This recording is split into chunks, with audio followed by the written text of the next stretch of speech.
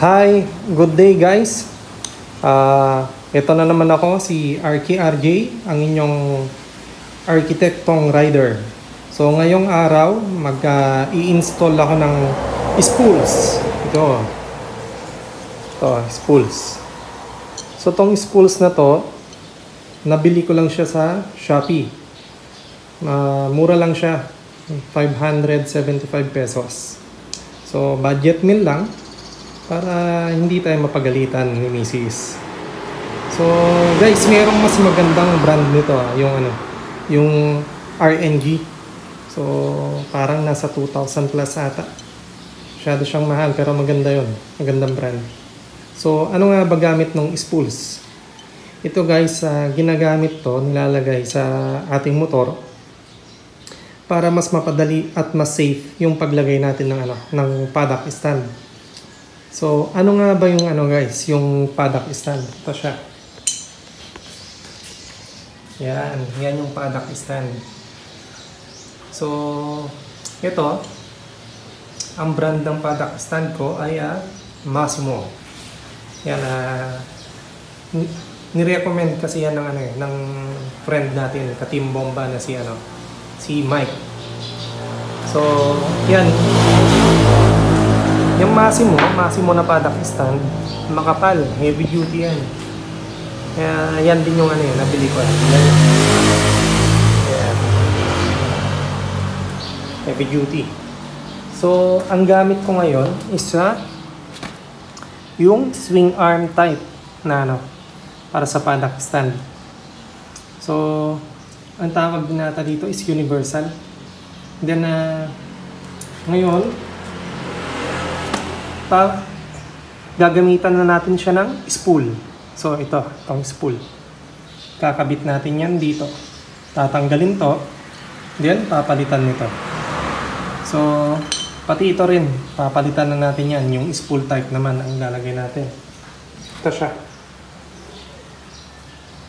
ito, yan, spool type para sa ating paddock stand. Tingnan nyo guys, ang ganda nung quality ng Massimo. Naka-balot pa rin ng rubber kahit tong para sa spool niya. Yung ibang paddock stand, walang rubber. So nagagasgas yung spools mo. So ngayon, sige, kabit na natin. So yun na guys, babaklasin na natin tong tornilyo na yan. So ito pala guys, ang kailangan nating mga tools is ito, socket wrench, 22mm. Then, actually, kailangan natin ng isang wrench pa na 27mm para dito. Kaso, dito. Kaso, wala tayong 27, wala talagang makalat. So, itry natin itong katala. Ito guys, hindi ko ina-advise na ganito ang gamitin nyo kasi possible na bumilog to Pero sana wag bumilog yung yung tornilyo natin. Tapos ito, 10mm para dito. Yan. Then ito naman, 12mm. So, maluwag na rin kasi yung kadena natin. So, i-adjust natin mamaya. Sige, try na natin baklasin. Yan, babaklasin na.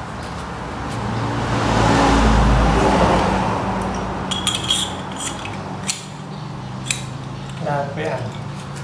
Ito.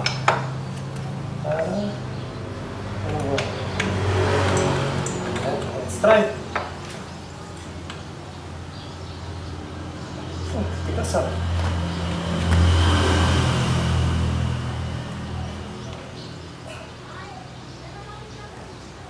Tigas.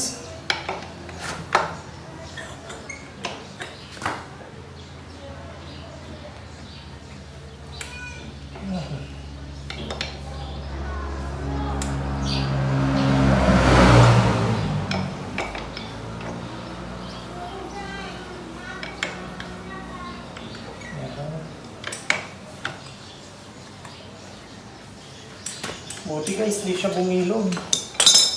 Kasi possible kasi na bumilog ito Yun yung kinakatakot ko.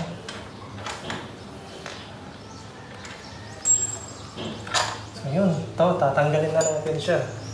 Papalitan natin ng spools. Ayan, yung spools natin. So guys, ito, madalas na yung ibang nag-install nito, ganito. Pag ganyan yung kabit nila. So ako naman, babaligtarin ko siya. Try natin kung mag-work. Ang purpose nun, babaligtarin ko ganito. Ganyan. Ganyan yung pag-install ko. Kasi gusto ko magamit ko pa rin tong marks na to. Ito kasi yung guard para ma-adjust natin yung kadena. So sample lang muna natin. Try natin kung ubra. Ganyan. Ayan. So, yun, ayos. Nakikita yung yung guides para sa kadena. So, try natin kung okay ba na.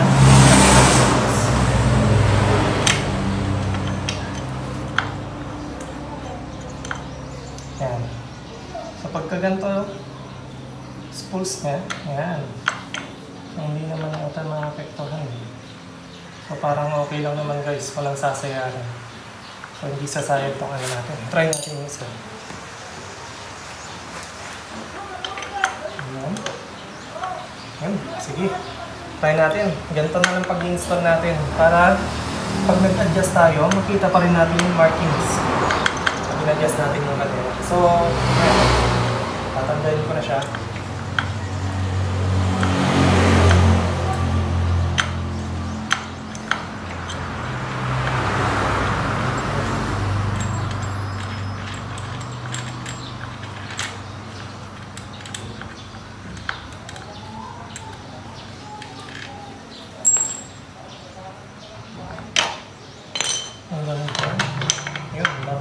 Pagka ganito kasi natatakpan yung markings natin, marking guides.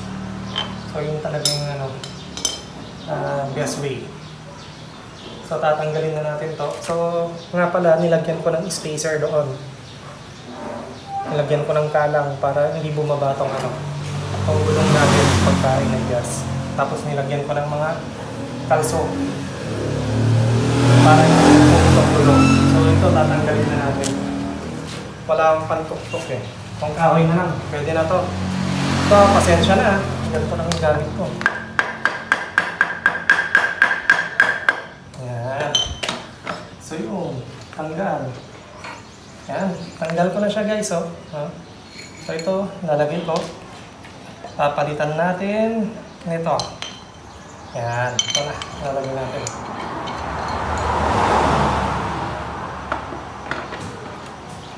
Okay, hindi siya nag-move.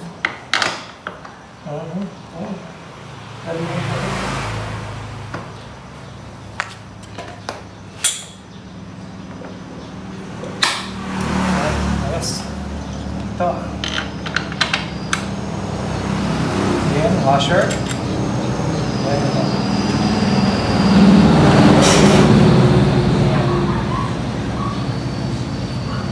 Tignan natin ng konti.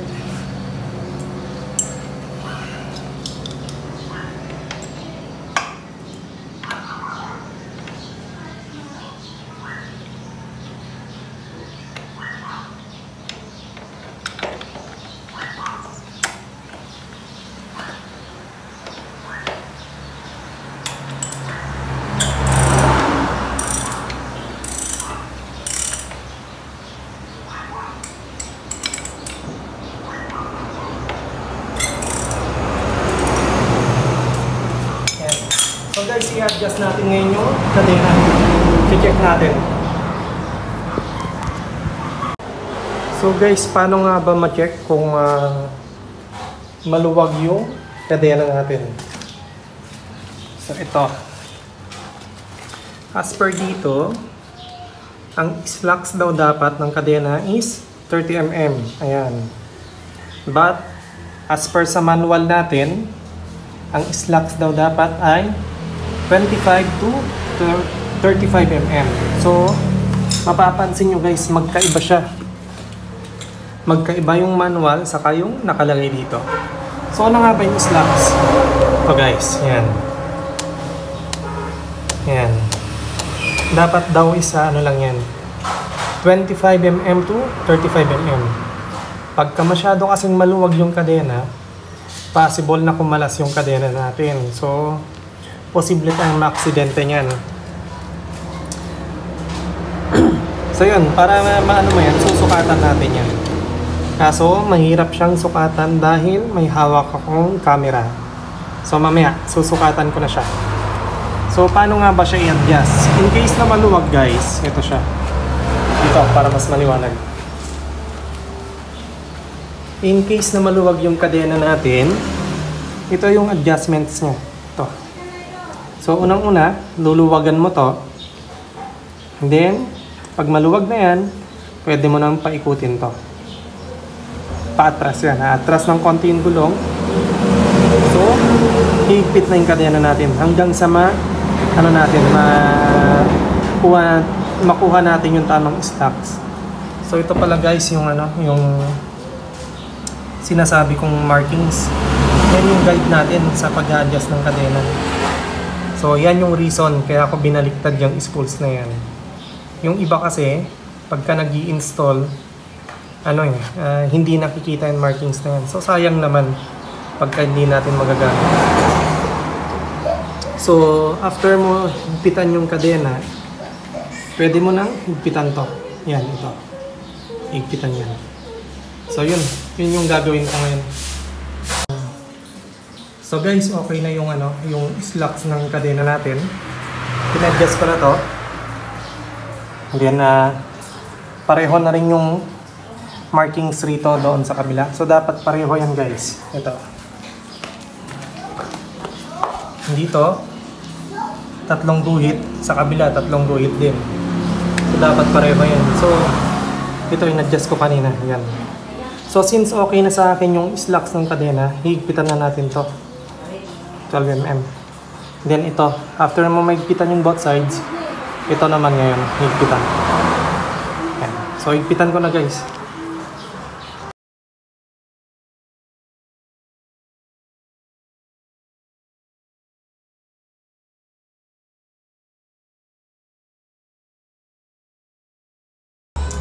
So guys, ayan na. Tapos ko nang higpitan lahat ng bolts.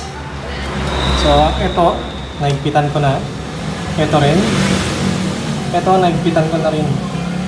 Nga pala guys, huwag niyong kakalimutang higpitan din to. Kasi kanina, sinubukan ko siyang higpitan. Medyo maluwag pala. So huwag niyong kakalimutan yan na higpitan. Kasi possible na na bumigay yan pagka hindi mahigpit. So yun, itatry natin ngayon na ilagay yung paddock stand natin. So yan, pinalitan ko na siya ng pang spool type. Yan. So lalagay natin siya ngayon. Kaya testingin natin.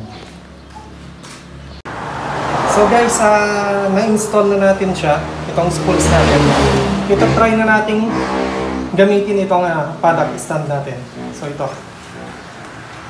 Ganito ginagawa ko guys. Tinatapat ko muna siya dito sa spools. Then dito ako sa side na to dito ko siya pinoposition tong lock. Sa akin kasi mas safe pag nandito Kasi pag doon ka, walang sasalo dito sa kabila. So sa kabila, ang sasalo is yung side stand. So yan. I-upright position na natin siya. Ayan. Then ilalagay itong spools. Ayan, nalagay na natin yung spools. So, mas madali nga siya guys, kaysa dun sa Ayan, agad na natin. Dahan-dahan lang. Dahan-dahan. Ayun. So, yan na. Yan na yung spools natin sa paddock stand. So, guys, ang next content natin is installation nitong top box bracket and top box. So, itong top box bracket natin is from Yukimoto. Shout out kay Yukimoto. And then itong Miura top box natin is from Arvin Yakanle. Actually, meron din si Yukimoto nito. So, kay Arvin lang ako bumili kasi sale siya that time. So, yun lang. Thank you guys for watching. Dito na magtatapos tong vlog natin. Thank you.